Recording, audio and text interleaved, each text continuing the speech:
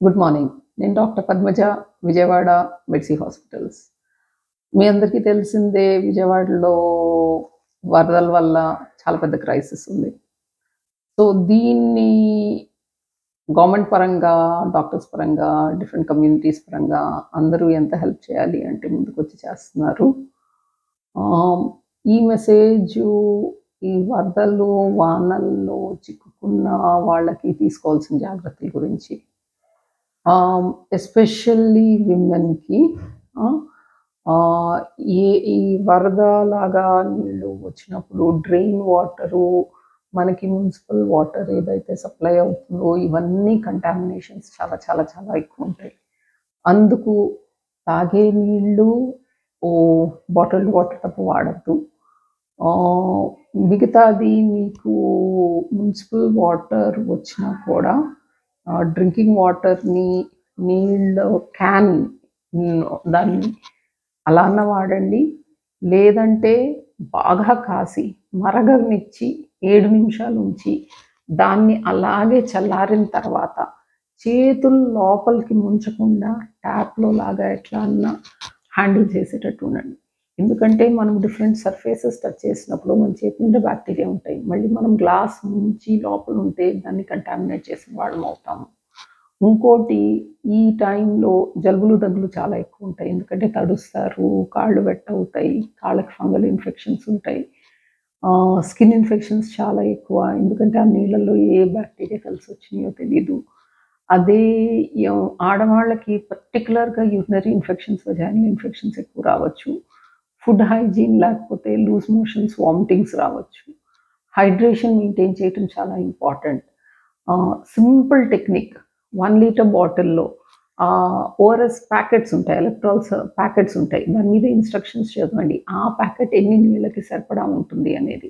ఇప్పుడు అది 200 ఎంఎల్‌లో కలపాలి అన్నారనుకోండి. ప్యాకెట్‌ని కట్ చేసి వాటర్ ఒక గ్లాస్ తీసేసి 4 ప్యాకెట్స్ దాంట్లో యాడ్ చేసి బాగా షేక్ చేసి రోజంతా కొంచెం కొంచెంగా తాగండి. ఎవరి బాటిల్ వాళ్ళు ఉంచుకోండి. ఇది అన్నిటికన్నా సింపుల్ సొల్యూషన్. లేదంటే ఇంత షుగర్, ఒక పించ్ సాల్ట్, కొంచెం లెమన్, ఒక పెద్ద గ్లాస్ వాటర్‌లో కలుపుకొని తాగండి. మజ్జిగ తాగండి. ఎన్ని సార్లు లూజ్ మోషన్స్ అయితే వాంతులు లేని వాళ్ళందరూ అంత హైడ్రేట్ చేసుకోవటం ఇంపార్టెంట్. ఊరికనే లూజ్ మోషన్ ఎందుకవుతంది? పేగుల్లో ఏదో ఇన్ఫెక్టివ్, ఇరిటేటివ్ మెటీరియల్ ఉన్నప్పుడు దాన్ని బాడీ బయటకు పంపించడానికి లూజ్ మోషన్ అవుతుంది. అందుకు మోషన్ ఆగటానికి మందులు వేసుకోవటం అంత మంచిది కాదు. ఏదైతే ఇన్ఫెక్షన్ ఉందో దానికి యాంటీబయాటిక్ వాడి తగ్గించుకుని, ఈ మోషన్‌లో పోయే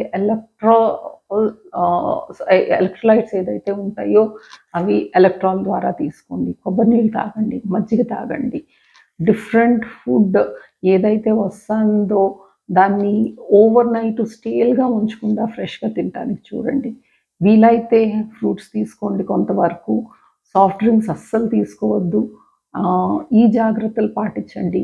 ప్రెగ్నెంట్ వాళ్ళు పర్టిక్యులర్‌గా జాగ్రత్తగా ఉండాలి. ఎందుకంటే రెస్పిరేటరీ ఇన్ఫెక్షన్స్ ఇవన్నీ వచ్చే అవకాశం ఉంటుంది. అండ్ మోస్ట్ ఇంపార్టెంట్‌లీ ఎంత వీలైతే అంత కామ్‌గా ఉండటానికి చూసుకోండి. ఎందుకంటే ఈ స్ట్రెస్ అంతా కూడా ఉన్న కాంప్లికేషన్స్ అన్నిటిని స్ట్రెస్ వర్స్ చేస్తుంది మీకు. ఆహ్, మళ్ళీ ప్రీటర్మ్ లేబర్ ఇవన్నీ ఉంటాయి. సో, అందుకు ఎవరికైనా పొట్ట మాటి మాటికి గట్టిగా అవుతూ కింద వెజైనాలో ప్రెషర్ పడుతున్నట్టు అట్లా ఏమన్నా ఉంటే మీరు ముందుగానే హాస్పిటల్ యాక్సెస్ ఉన్న దగ్గరకొచ్చేసేయండి. లాస్ట్ మినిట్ దాకా వరద నీళ్ళల్లో ఎక్కడో ఉండి ఇళ్లల్లో డెలివరీలు మాత్రం అవ్వకూడదు. ఎందుకంటే అక్కడ హెల్త్ కేర్ ఇవ్వలేము మేము. ఇవి అన్నీ మీకు హెల్ప్ చేస్తాయనుకుంటున్నాను. ఇండియన్ మెడికల్ అసోసియేషన్ ద్వారా, విజయవాడ ఓబిగైనీ అసోసియేషన్ ద్వారా మేము వీలైనంత వరకు హెల్ప్ చేయటానికి మీకోసం ఉన్నాము. హెల్త్ క్యాంప్స్ ఐఎంఏలో స్వర్ణ ప్యాలెస్ ఎదురుగుండా చల్లపల్లి బంగ్లా అంటారు. అక్కడ మా ఐఎంఏ ప్రెమిసెస్‌లో కూడా హెల్త్ క్యాంప్స్ రన్ చేస్తున్నాము. సో, మీకేదన్నా అవసరమైతే గవర్నమెంట్ వాళ్ళు చేస్తున్నారు. మేము చేస్తున్నాము. వచ్చి అడగండి. We will try to help you as much as possible. అందరము సేఫ్‌గా ఉండాలి అని, అందరి హెల్త్ బావుండాలి అని ఇలాంటి విపరీతమైన థింగ్స్ ఇంకా ఫ్యూచర్‌లో రాకుండా ఉండాలి అని ప్రే చేస్తూ ఐయామ్ డాక్టర్ పద్మజ, విజయవాడ.